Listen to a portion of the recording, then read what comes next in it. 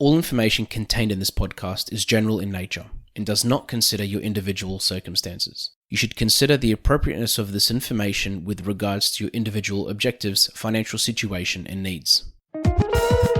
Welcome to Sharing More Than the Sheets, a podcast to help you and your partner make better financial and lifestyle decisions so that you can both focus on the things that you love. I'm your host, Michael Khouri, financial planner, green thumb, husband, and just dad.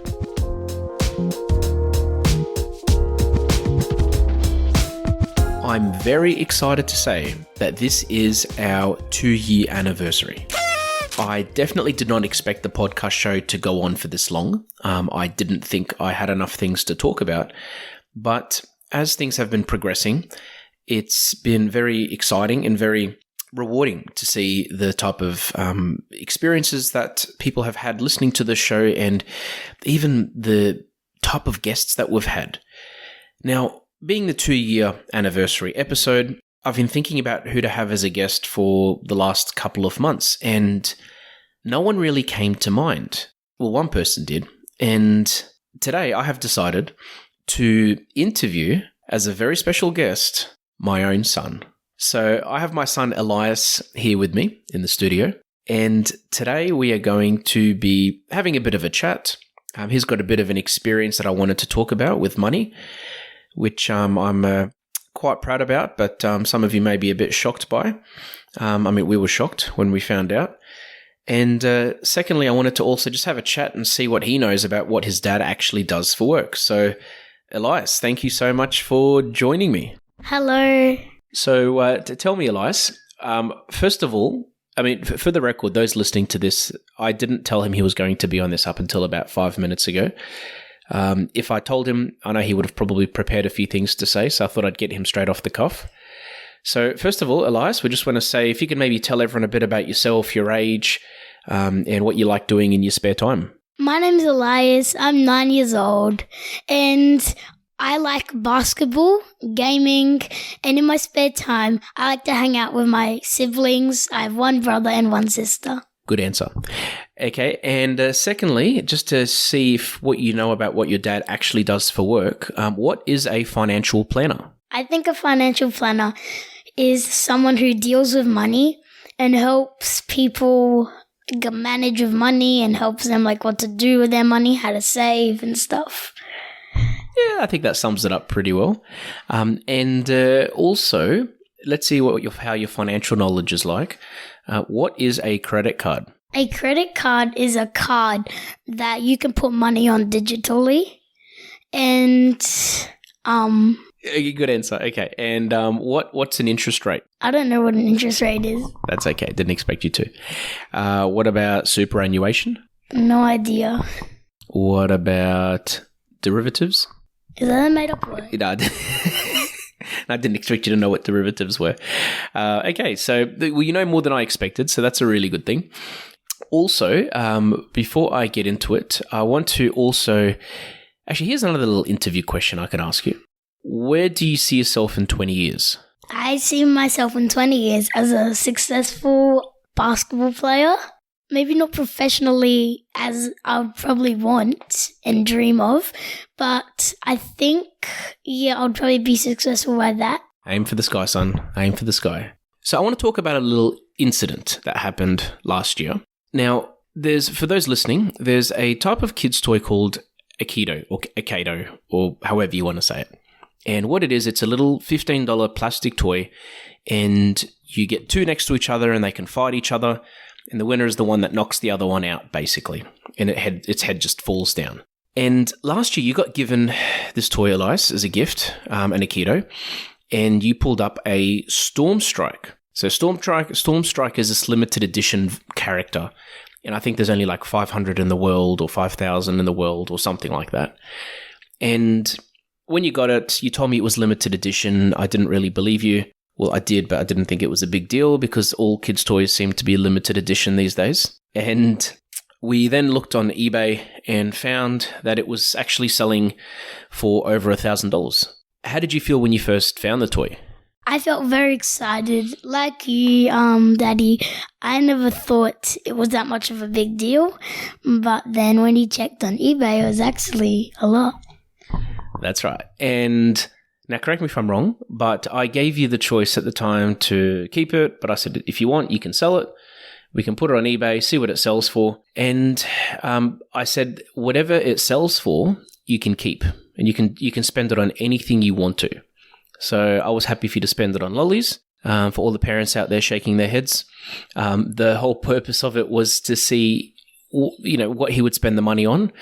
And if he wasted the money, then he learnt from that experience. So we decided to sell it. It sold for, I think, $1,100. And I told Elias he could do anything he wanted with the money. And what did Elias do? So Elias, you spent it on, I think you bought a gift for your brother and sister and for yourself. You donated some money to church. You bought some crypto and you bought some shares. Now, we're not allowed to talk about what he invested in for compliance reasons, but he chose particular types of cryptocurrency and he chose which companies he wanted to invest in. And they were just big tech companies in the US, which he knows about and he's heard of. And we bought those shares. As a father, it was quite a proud moment for me. I was surprised, I'm not going to lie, because we're definitely not perfect parents. But the fact that he wanted to spend the money on these things to us was, was pretty exciting. And Elias, tell us, how did you feel? I mean, when you were choosing what to choose, what went through your mind? What did you first think of buying lollies? Were you going to just buy more Aikidos? What were your ideas? My ideas were to choose wisely of my options, and I thought I would make a checklist of what I wanted to buy. So I'll put the total at the top and I'll just write what I want to buy, put the totals of how much it would cost, and I'll add it all up. Was there anything but that you really wanted to get initially and you thought, okay, that's not a good idea? Yes, I wanted an iPad mini. I know I already had an iPad, but I wanted a mini one so I could get more space and stuff. But then I think I'll choose more wisely since I already have an iPad. That makes a lot of sense. I mean, the iPad you have is okay. I mean, your dad did buy it for you off Marketplace, I think, for about $50. But hey, it turns on. That's the main thing. And why did you decide to buy something for your brother and sister? Did you literally just feel guilty, or is it something you actually wanted to do? A bit of both, really. Yeah, I did feel a bit guilty because, they're younger than me, than my brother and sister. Especially my sister, she always is kind to me and wants to buy me stuff. So, yeah. Not bad, not bad. And also, I mean, I think I've talked about this before on previous episodes, but it's I find it, when we talk about money, when we talk about giving money, there's no greater satisfaction than helping others. There's no greater satisfaction than being there for other people. And I think anyone that's listening to this would agree to that. And to parents out there that have families and to those that donate money to charities and to good causes, from a financial point of view, there's honestly no greater feeling than giving instead of just taking all the time.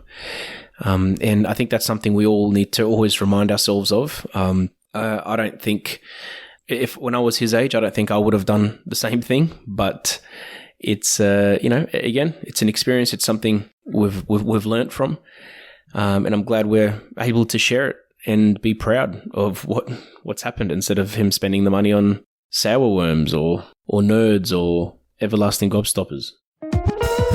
These podcasts have been brought to you by Better Financial Planning Australia. To book a free 15-minute phone chat, visit betterfinancialplanning.com.au. So Elias, you're saving up for something at the moment. Do you want to tell everybody what it is? So I'm saving up for a Mac computer, which is $2,500. And how are you saving up for that? By earning pocket money, by doing jobs around the house, my mum and dad. I've taken money out of my money box from the past that I've earned, and that's it. Cool. And also, just to give everyone some context, Elias came to me about 2 months ago wanting to buy a laptop, and he's 9 years old, so it's he's lucky he has an iPad. But eventually he's probably going to need a laptop for school and all the rest of it. And so we gave him a task to save up for the laptop himself. Now, it might take him a good year or two to do it, but it's something that he said he was determined to do. So we gave him the green light to save up for it. And how much have you got saved up so far? So far, around $350. Okay. And I think that's 6 months maybe, but that's including birthday money from grandparents and that type of stuff too. Yeah. Not bad. What I want to talk about today in this episode briefly is just the experiences that I, as a financial advisor, when I'm talking to other parents about money and about these things, just the common things that I hear on a regular basis. So before I became a parent, I was hearing these from parents, and I think as a dad, it's given me some insight, and it's given me some tips around raising children when it comes to teaching them about money. When I first started to see couples and families and to talk to them about their finances, many of them would actually drop a comment and tell me that they wish their parents taught them these things. I remember sitting down with a couple in their mid-20s that had about 6 or 7 credit cards. And they said to me, we wish we knew what credit cards were and how they worked. Otherwise, if we knew, we would not be in this mess at the moment. And you can call it being irresponsible. You can call it being ignorant, and making bad decisions. But it's a fact that a lot of people don't actually realize, so they don't have some of the basic financial knowledge that many others take for granted, because you don't know what you don't know. And if at a young age, and even as a teenager or a young adult, if no one's actually sat you down and talked to you about these things, you don't know. And you literally would just follow what you see online, or you'll just follow what people tell you. And not everyone, unfortunately, not everybody always has the best intentions when they're giving you advice. So the reason I'm bringing this up is just to encourage other parents to talk to their children about money, just to talk about what a credit card is, what saving is, why should you save, what happens if you spend all your money, things like this, because we've talked about it on previous episodes, but we all have a particular relationship with money. And as that relationship with money develops and as we grow, it can either turn to be a very positive experience or it can be a very negative experience. And if we can teach the younger generation now the simple basics of money, how a home loan works, what a home loan actually is, what is a credit card, what is superannuation, why is life insurance important? If we can talk to them about these things and teach them these things, it is going to have a profound impact on their financial future. And when I talk to clients, I get so many clients telling me that they're very excited when I'm presenting advice, for example. They'll actually tell me that they're so excited that they're getting financial advice, not just to help them, but so that they can teach their children these things. And I've said this before, money is not everything. There are many other things that are more important than money. But unfortunately, money is part of our life. And if we don't learn these things and if we don't control money, it's going to control us. So I encourage all parents listening to this episode to have a discussion with your children about money. Talk to them regularly when you're doing things and when you're making decisions around financial aspects of your family's life. Talk them through it. Explain to them what you're actually doing. If they want to buy something, instead of telling them, yes, we'll buy it when we can afford it or when we have money, or yes, I'll buy that for you. Talk about saving for that particular items. Get a jar. If you get a clear jar, that helps because they can actually see the money being saved, and say to them, hey, let's put money into this jar. And when we have enough, we can buy that particular thing. By doing that, you're showing them that things cost money and that to save up for something or to buy something involves commitment and sacrifice. If children are a bit older, talk to them about a few other things such as, superannuation, mortgage repayments. Explain to them what these things actually are so that they understand it. And stress the importance of giving, because when children start giving money to a charity or to a cause, they can see that it affects other people and it's not just about them, and that money isn't everything, and that there's other things in life that are much more important than money. as well as that, when you start teaching them that responsibility and that understanding, and they're old enough, they can have their own bank account and they can start saving for things themselves as well.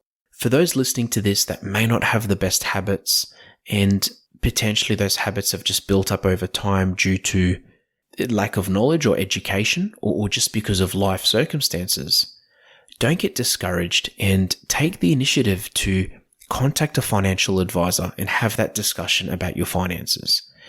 I can tell you now that most financial advisors have heard everything, and that when you do talk to a financial advisor, there is no judgment. Our job is to help you, and our job is to talk to you about your situation. And if you understand your situation and if you gain knowledge, you will become a lot more confident in the way that you manage money and in the type of financial decisions that you make. So today, being our 2-year anniversary episode, I was very excited to be interviewing my son and to talk about his experience. But I also wanted to just hear it from the horse's mouth, and I guess have a bit of fun, but just to talk about, what he's doing with money, how he sees money, and what his experience is like. So Elias, as you very much know, I like to finish all my episodes off with a dad joke. So are you ready? Yeah, I'm ready to tell you some jokes. Have you got one? Yes, I do have one. All right. Well, I'll start first. Where do ice creams go to school? Where do ice creams go to school? Sunday school. Nice one. So you got one? Yeah. Why do bees have sticky hair? No idea. Because they use honeycomb. Oh, yeah. Not bad, son. Not bad. I'm proud because they use a honeycomb. Yeah. Not bad. So thank you for listening to the episode. It was fun. It was exciting. Elias is very surprised that I've interviewed him, and I think he's going to be telling his friends about this for the next 5 years. But Elias, thank you so much for joining us and for sharing your story. Thank you. Thanks for joining us on Sharing More Than the Sheets. Please make sure you subscribe to be updated with future episode releases, and feel free to share this episode with any friends or family that you think it might benefit. Please visit us at sharingmorethanthesheets.com.au to submit questions or requests for future podcast topics. These podcasts have been brought to you by Better Financial Planning Australia. To book a 15-minute phone chat, visit betterfinancialplanning.com.au.